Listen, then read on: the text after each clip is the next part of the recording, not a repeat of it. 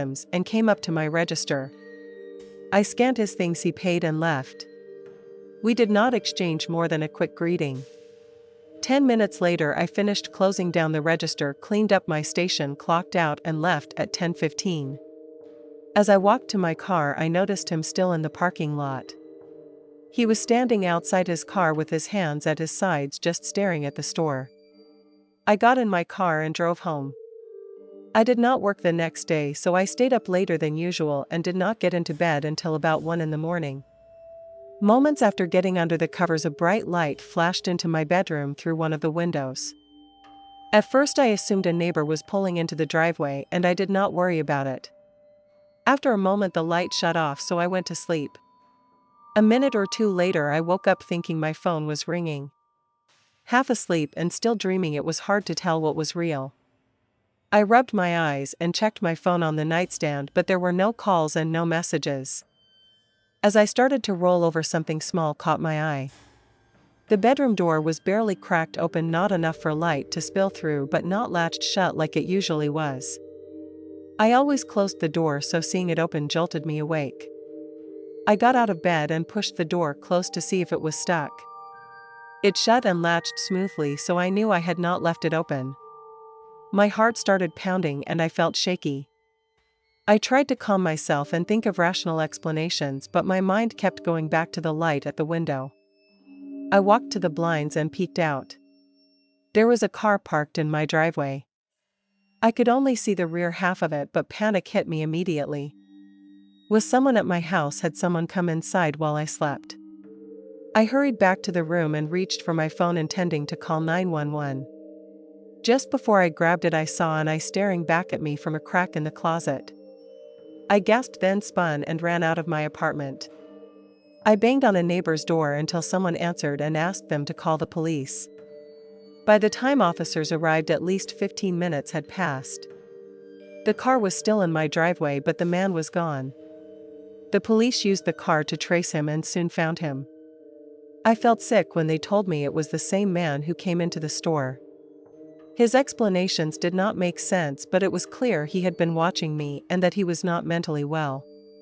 The officers said his phone had likely rang while he was hiding and that the sound had woken me. If his phone had not rung, I do not know what would have happened. I still think about that night and how close it came to being something worse. I am grateful I woke up to the light and the sound that saved me, and thankful to the neighbor who helped until the police arrived. Thank you to Rachel for sending this terrifying story. If you have a story, send it in and it might be featured next. Thanks for sticking around till the end. If you enjoyed the story, don't forget to give the video a like and leave a comment with your thoughts. And if you haven't already, hit that subscribe button and turn on notifications so you never miss a terrifying tale. See you in the next one.